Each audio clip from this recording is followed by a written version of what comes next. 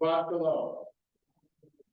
So our Parsha, as I said in the introduction, called Chayyei means the life of Sarah, but it actually begins with the death of Sarah, and it ends with the death of Abraham, right? But nevertheless, it's called Chayyei Sarah.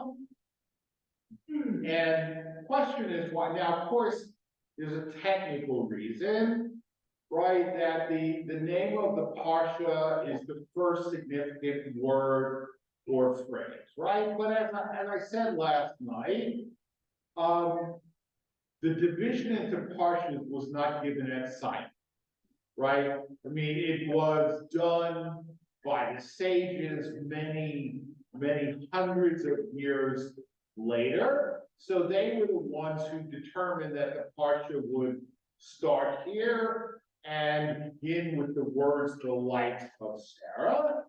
And I think there's also a tradition in Judaism of using euphemisms when we talk about death. For example, there are a couple of names. Well, there's a few terms in Hebrew for a cemetery, but one of the names for a cemetery, for the term for a cemetery, is Beit Chayyei, house of life, right? And another is Beit Olam, house of eternity, right?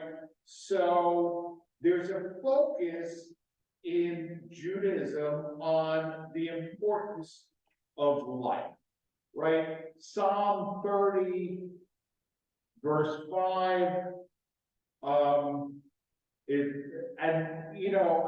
understand that our newer translations may be more accurate and easier to follow, but they're not always as poetic, right? And I'm grateful that I grew up, with the Union Prayer Book and the old Jewish Publication Society translation.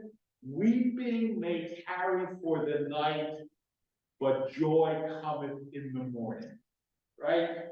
And in Ketubot, we learn Ketubot 17a, if a funeral procession and a wedding session are coming from different directions and they meet at an intersection, right? And the intersection is too narrow for both of them to proceed simultaneously, the funeral procession gives way and the wedding procession goes forward instead. And if a wedding has been planned, this is halacha l'maseh, practical halacha.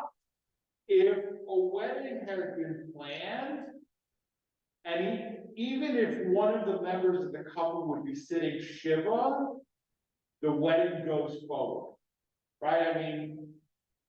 Right, you have your wedding scheduled, and God forbid one of your parents passes away right before the wedding goes on, okay? And let's say, I'm scheduled to perform it, right? And somebody dies who I have to sit shiva for, right? And, I would say, look, let's get another rabbi, right? But if they can't get another rabbi, this if you can't come to the wedding, but anybody, if you can't come to the wedding, we'll have to postpone the wedding, get up from Shiva and attend the wedding, right? Life takes priority over death, right? And so Sarah dies, and what does Abraham do? Right? Immediately, he buys the cave of Machpelah, right? Which we know where it is. It's in Hebron. Some of you may have even been there. And he buys it as a burial place for Sarah. Okay, and what's all this negotiation? They say just bury it, right? And look, I'm not a lawyer, but I read everything that comes into my right? You ever read the back of the ticket that you get from the parking gate when you park your car, right? It says it creates a license, right? And not a bail. What does that mean? It means you don't own the parking space, right? Not only, you're not even renting the parking space, right? You're renting permission to park one car in one space, but that space is not, it doesn't belong to you, right? And the local people just bury your life. And he says, no, I want to buy it. Why? Because he wants it to be an ahuzah. Okay, what is an ahuzah? It means I own it and I pass it on to my children after death. Right? That's an ahuzah.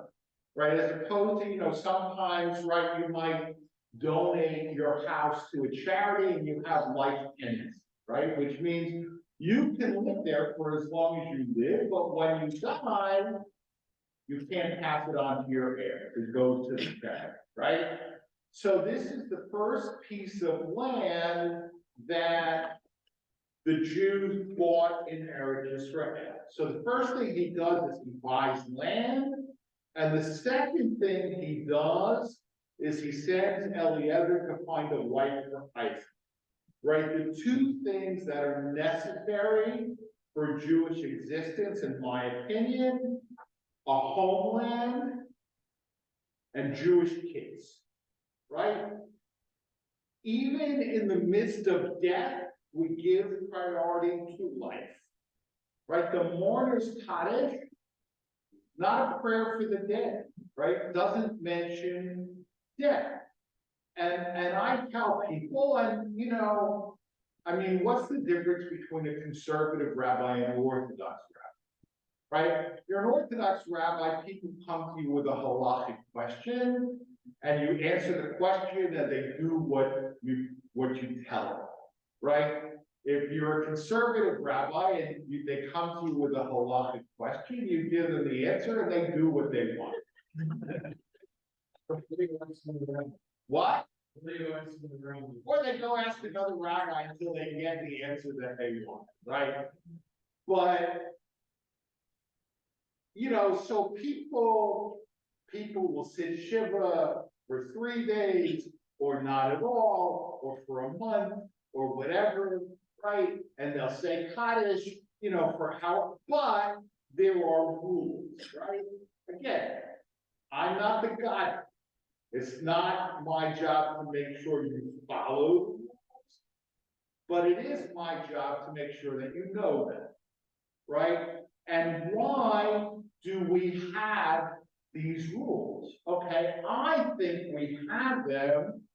It's really not to set a minimum, it's to set a maximum, right? People say, well, Kaddish is over, but I still feel sad, right?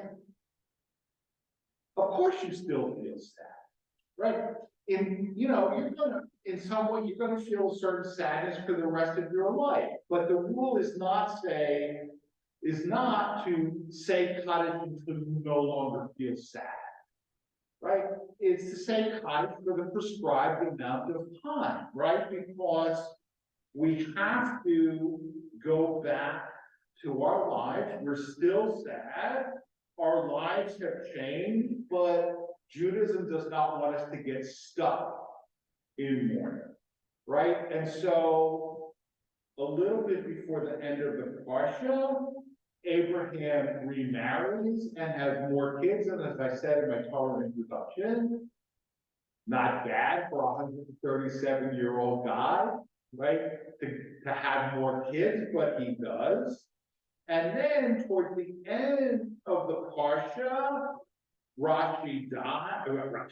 Abraham dies, and Isaac and Ishmael buried him together, right? Isaac, the ancestor of the Jews, Ishmael, the ancestor of the Arabs, okay? And Rashi says right? Because the text tells us that Abraham died b'seva tova, right? At a good old age, right? Not just old age, right? Everybody achieves old, you live long enough, you achieve old age, right? But you don't necessarily achieve a good old age. And what does seva tova? Abraham was happy because Ishmael did tshuva, right? He was happy because Ishmael had repented, and that's why Ishmael and Yitzhak, two brothers who had a history of conflict, right, came together to bury Abraham, right? And, we've had now 5 weeks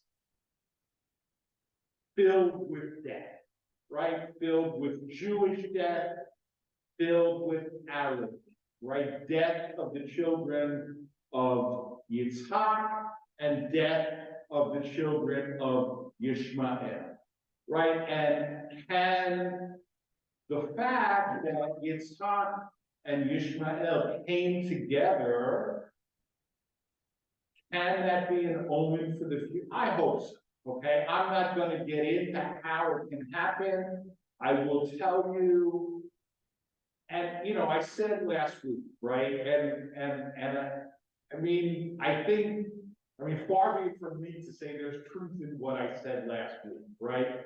But I said last week, if you haven't been a bissel of sugar the last few weeks, there's something seriously wrong with you, right?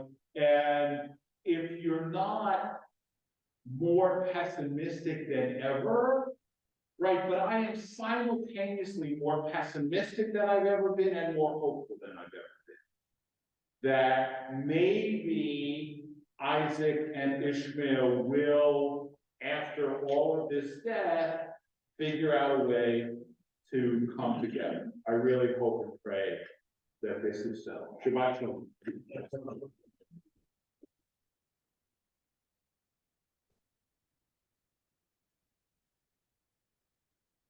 Continue on page 155 or 428.